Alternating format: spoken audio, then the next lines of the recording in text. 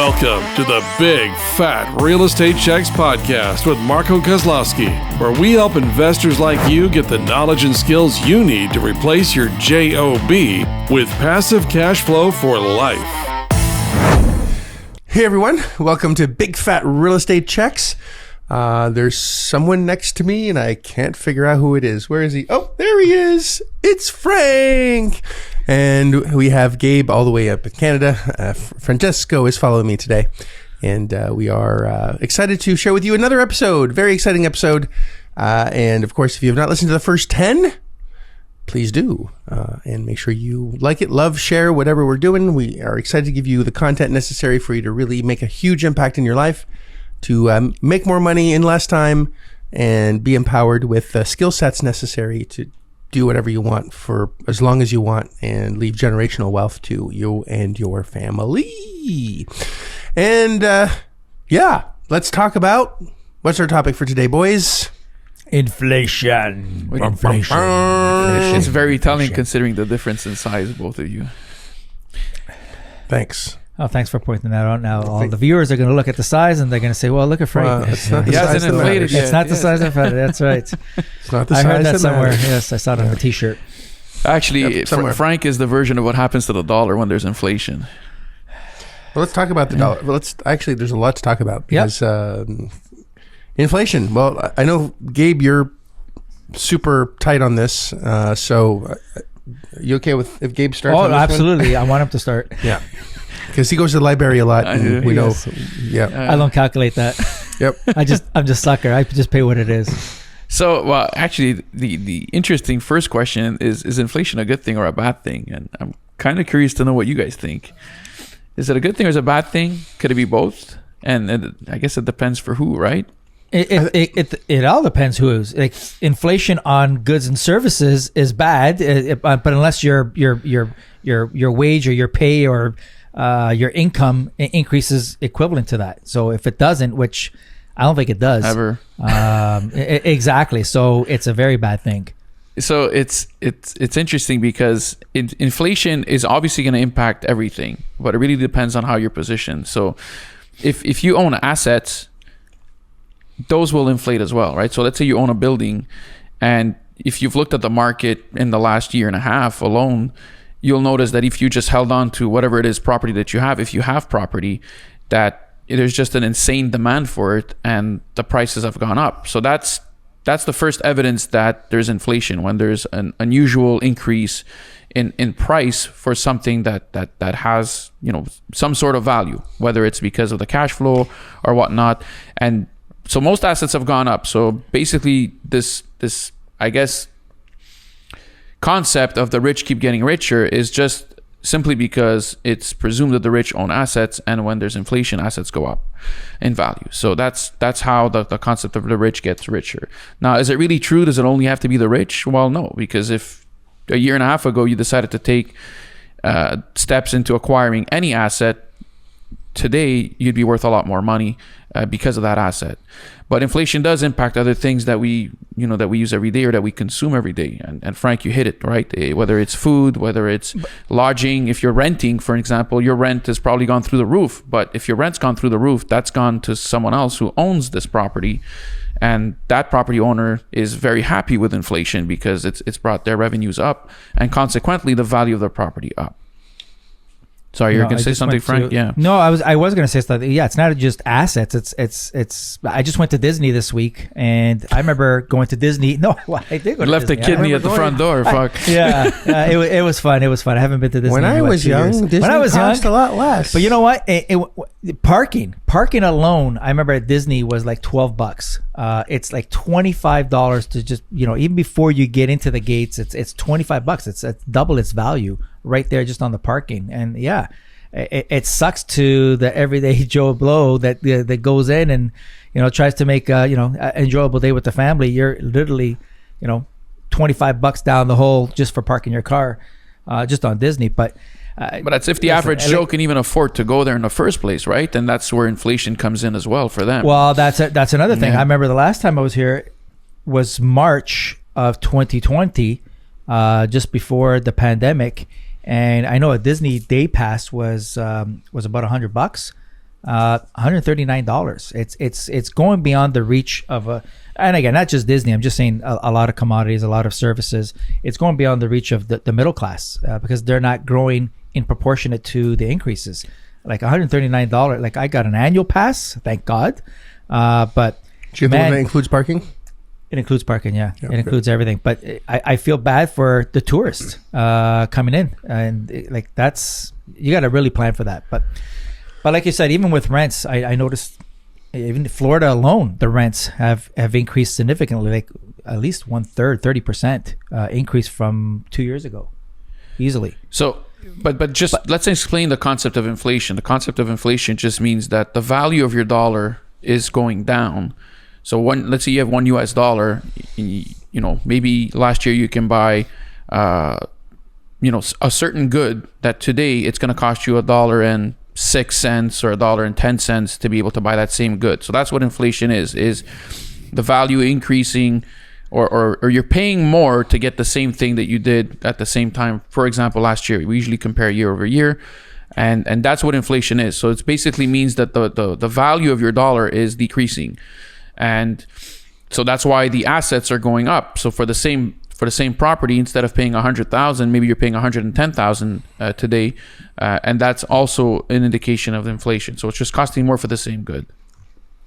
Well, let's look at housing prices in 1970. The average home in 1970 cost $22,000. The average home today in the U.S. is just under $400,000. Same house, right?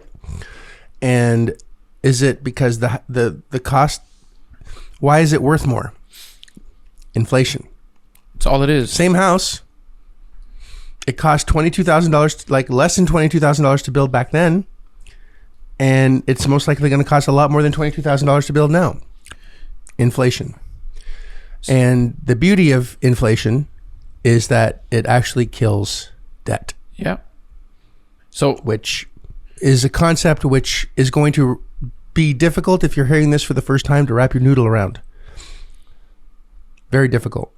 So we all think that money or things just cost more, but Gabe, what he said is the value of the dollar is less. In 1970, the dollar was backed by gold. It was a gold standard. We removed ourselves from the gold standard in 1970, and the value of your dollar that was in 1970 that you could buy, I don't know, what was a tank of gas in 1970? I don't remember. I was 2. No, I wasn't 2. I was -2. I was even around.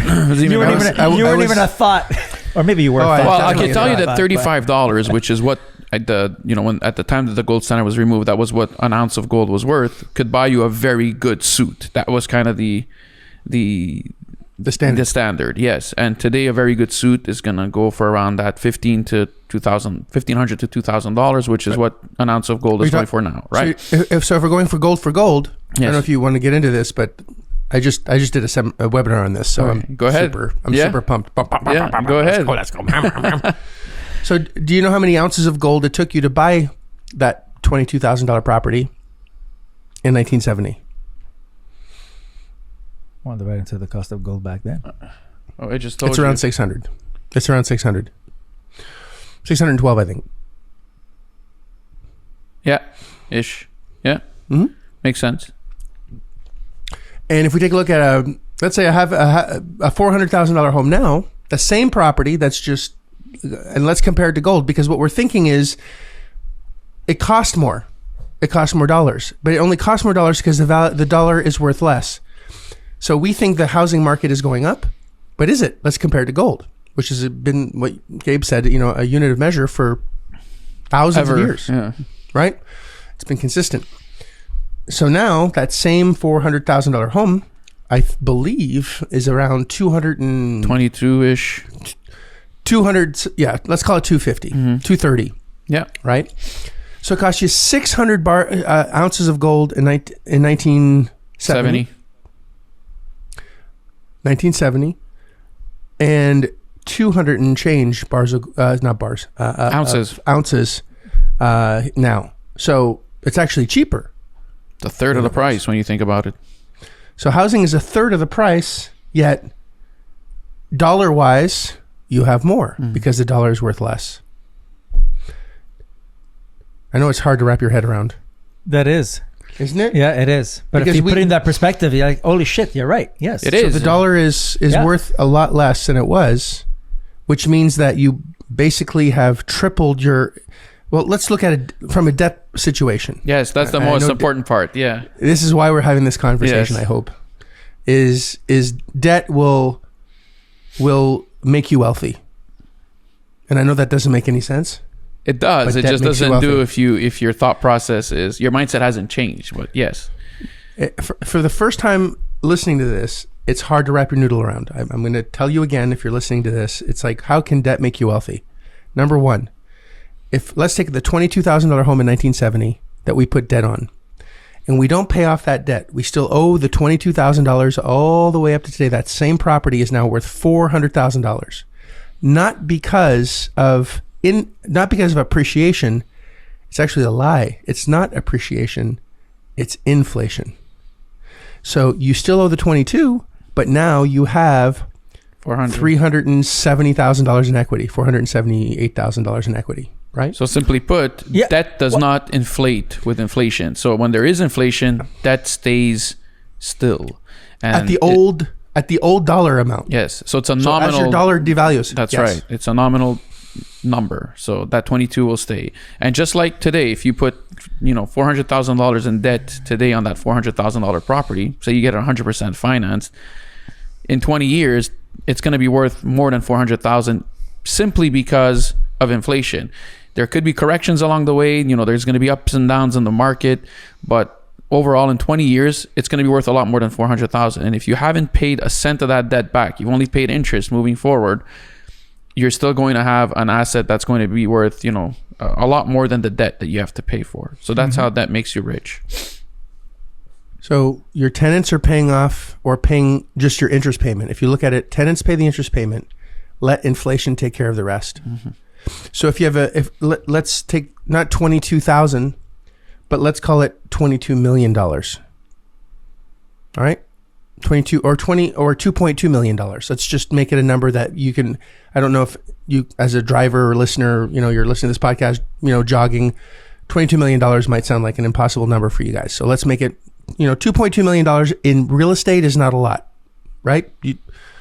It's not. In California, that's half a property. It's actually just the outhouse in that's California. right. Or in Hawaii, it's That's where Frank and I tree. stay when we go to Marco's house, in that little house. It's the shack where you put your lawnmower in. Exactly. Well, that's the lawnmower. I think. that's the That's what lawnmower. it costs. Yeah. So $2.2 million is not a tremendous amount of money, right? So if you had $22 million in debt, so you financed 100% of $2.2 million, 100% financing on $2.2 million back in 1970, what would that be worth today, considering it's now $400,000? That same debt, what would you'd still owe $2.2 million in debt, but what would it be worth? Gabe, I'm going to let your analytical brain tell me that, because I cannot do that math in my head. I believe it's $40 million. Yeah, exactly. Oh, nice. I can't do it in Have my you head. done that before? No, it's the first time I actually yeah. discussed it this way. Yeah. So if you took $2.2 million in debt back then and just had your tenants Pay the interest. pay the interest, not pay it down, not pay it off, just pay for it, you'd have $22 million. No, more than that. 27. $40 million. 20, 40, yeah, it's 40 about- million. Yeah, more this minus the Well, it'd be 40. 37 million. Yeah, in equity. Yeah. And Would you have $37 million? well, if you made 40 million, it's worth 40 million today, and you have $2.2 million in debt. That's 37.8 million in equity. 47.8. 37.8 Forgive million in me. equity. Yes. Forgive us. This Yeah. guy. Yeah, you're Well, right. man, No, you but got to pay it off. But hey, yes. But there's a yes. caveat to what you said, because if you got $2.2 million in debt because you got yourself a boat back then, that wouldn't be the same value today, right? So it's got to be an appreciation. Yes. It's got to be an appreciated asset. So it's got to be a cash flowing asset or an income generating asset, or it doesn't have to be income generating, but it's got to be appreciating, because if you had bought art, for example, or specific art, maybe that would have gone up as well, unless Frank painted it. Yeah. I have art from 1972 that I did. I have art, and he's I'll dig it up. buried in the backyard. So are you saying, so based on what you just demonstrated, are you saying if you get into a property, is it better just to do a simple interest payment and just let it ride versus an amortization where you're tackling both the principal and interest? Well, the more debt you're in, the more money you make with appreciation, but it's really inflation. So you want as much debt. So what you can do is pay it off, but then refinance Correct. it. So you're in more debt at cheaper money. So right now money is cheap. I don't know when you're going to listen to this. You know, it might be that interest rates have soared to 36%. We don't know, right? The prime could be. Yeah. And to talk about that, the only way that the U.S. government is going to get out of debt is through hyperinflation. Because if you do the math on how, I'm sure Gabe knows this number, how many trillions of dollars the U.S. is in debt. But if every U.S. person paid 100% tax, that means every single person in the United States paid everything that they made to the government, it would take 10 years. Oh boy. To actually begin to pay it off.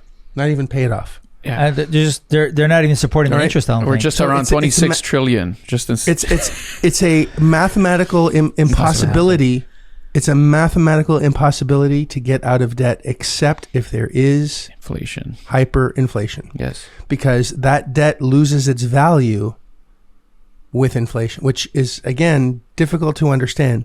That the debt that you had in 1970 for 22,000, that 22,000 now is nothing compared to what it is today, because inflation has made it that way. So if $22 trillion in debt today, or in 1970, and then you fast forward, it's now nominal. And that's the only way that the government can get out of debt, is by creating a hyperinflationary environment. And most people will be crushed by inflation. Crushed. Right? Yeah, things because they don't own more, assets. You don't make more. Well, when you don't own assets, yeah. You're getting poorer and poorer because things cost more and more. Oh. And the only way to... I was just going to say, but things cost more and more, but that would work if your paycheck went more and more and went up by the same amount of inflation. It doesn't. It really rarely does. In fact, it probably never does, unless you get some sort of promotion, but that's not going to happen yearly. So ultimately, you're paying more for your goods, but you're making less. Even if you're getting a raise, because it's not the inflation, you're really in fact losing money every year by continuing to work where you're working. If that sounds silly, but it's actually true. So even if you do get a raise, you get a 2% raise. Last month they said inflation was 6%, so you're really losing 4% on your paycheck by going to work. So you're making less this year than you would have been making last year. Purely even if you got a raise. Yeah, even if you go with a raise. So this is it. It's super important for you to understand as a listener that you know, if you keep doing what you're doing, and this is just having a job and expecting you to just have an increase in your paycheck in order to have a good life in the future, it's not going to work. Because inflation will always come and erode your wealth. The only way to build wealth is through assets. And this is where the concept of you can work to make cash, but take that cash and invest it in assets so that it can turn into more cash, and you can turn that cash into more assets and have that keep revolving. And that's the real cycle of wealth, not the cycle of money. So owning assets, however little they are now, you know, because, you know, people are going to say, well, I can't afford this, I can afford that. You can afford assets. It's just how big. You don't have to go buy a $6 million home right away. You can buy something a lot smaller. You can find, you know, duplexes in the US for like 30 grand now. And so getting a loan on those is going to be pretty small. But the impact of that small investment today is going to reap you tons of benefits, you know, 10, 15 years down the line. Well, it's the 22,000 you get the right deal at the right price. You use asset-based lending, so you never have to use your own money, and you're using other people's money and debt in order to build a treasure trove of assets that you'd never have to, that will take care of you in 20 years period, just because inflation. And I believe there's hyperinflation that's coming, and the government will mask it, right? It's already here. It's already here. If you really if you explain on how they calculate inflation, so the government, the way they show inflation is simple, right? Is they take a basket of goods right? Whether it's, so they'll take, let's say, I don't know, a T-bone steak in 1 year, and they'll put in a bunch of these vegetables in there, and they'll say, okay, well, this basket of goods costs, $50 today. That was last year. And then this year, they'll take the same basket in theory, and then they'll notice that, oh shit, this thing is cost like $75, and that's like a 50% inflation. So what they do is they just change the goods that's in the basket. They'll substitute it. So instead of a T-bone, potatoes instead. You have a rib steak. Yeah, the vegetables are going to get cheaper and whatnot. And they'll say, well, hey, inflation is only up 4%, but real inflation is actually a lot higher, because you got to compare apples to apples in order to be able to get the real inflation number. So yeah, whatever the government tells you inflation is like a strict minimum. This is the lowest form of inflation. Well, they don't want to panic the public, right? Right. It's all manipulative. So yeah, they take out, like, gas alone and cost of goods, groceries, or whatever. But you know what? This is a complete shift in the way you think. I know from my parents' perspective. Are you kidding me? If I tell them the more debt you have, the better. Oh, they're gonna panic. They'll have a heart attack, right? Because their mentality is you work, and you got a little bit of the flu there. No, he's a clown because of the inflation. That's it. Yeah. That's all it is. But anyways, from their mentality is, you go to work and you save. You go to work and you save. Might as well. We'll be a clown too. Yes, I'll be a clown. There you go. Oh, yours looks almost natural, man. You like it? Right, it's a new look. This is the. You got the right shaped nose for that, man. This is the Tata variant. Yeah, it does look good. Yeah. Maybe we'll keep it on. See what Linda thinks. Yeah. Sorry, I didn't mean to distract you. No worries. I'm just saying, it's just like, if you're hearing this for the first time, yes, more debt is, and that's got to be something that's going to generate you income. It's not producing debt. Exactly. It's not debt. Hey, I'm going to go on vacation. Let me go, pull a line of credit so I can go on that cruise, or I can go to Europe, or I can go wherever. Income producing debt. There you go. Yes. If you have income producing debt, and you can get income producing debt through asset-based lenders, meaning that you will use other people's money to grow your asset base, that will be pushed up like a balloon in the sky. It gets higher and higher as inflation increases, and it can't be stopped. So ultimately, just to clean the record, because everybody keeps saying with inflation that, the government is killing us. They're not doing the right thing. They don't know what they're doing. They're really smart. They know exactly what they're doing. They know exactly where they're going. Most of them own assets and want them to inflate, because that's how you create wealth. The only individuals that are going to pay for this inflation ultimately are the ones that don't accumulate assets and keep consuming goods instead. It's a simple solution, and when you understand it, you can make the right changes in order to be able to benefit from this inflation and ride the wave, if you will, because it's always going to be there. So it's your choice whether you want to attack a wave head on, or if you want to just ride it and follow it. We all choose to follow it. And if you're listening to this, when would now be a good time to get assets that will ride the wave for you to really have great wealth? Now. When would now be a good time? I love it. When would now be a good time for you to start? Right now. Well, Frank, do you want to given the inflationary discussions? Do a conclusion? You know what? Go out there, get an asset that's producing income, and rack up the debt so you can flourish later. Income producing debt. Income producing. I did say income producing. I don't want to. Everyone's going to go out and get line of credit. They're all going to go. Well, get a line of credit. So well, and again, it's not just any asset, because even gold goes up, right? Because the value of the dollar declines, pushing up the value of gold. It is what it is. But, property is definitely good, because even if you bought gold, there's no cash flow from gold. That's what I'm saying. Yeah. So you can't even pay the interest. You have to pay that out of your pocket. So exactly. So it's a different animal. It's different. Yep. So there's I don't know of any other vehicle that spits off cash flow that you can borrow on where you don't need money or credit. It doesn't exist. No. At least I haven't found it yet. Well, we're biased, but there isn't. There's not. Go buy some assets. Do it our way. You'll love it. And it's fun. And you'll learn to love inflation and actually look forward to it. You actually look forward to hyperinflation, because the more things inflate, the more money you make. And the less debt you owe, which is even better, because debt is crushed by inflation. Everything's crushed by inflation except for assets. And that's the wave that you want to surf on. And that's that. Thanks, guys. Appreciate you. And that was fun. And I think some might have to listen to this a couple times before they really wrap their head around it. But when you do, it's definitely going to be worth it. Appreciate you very much.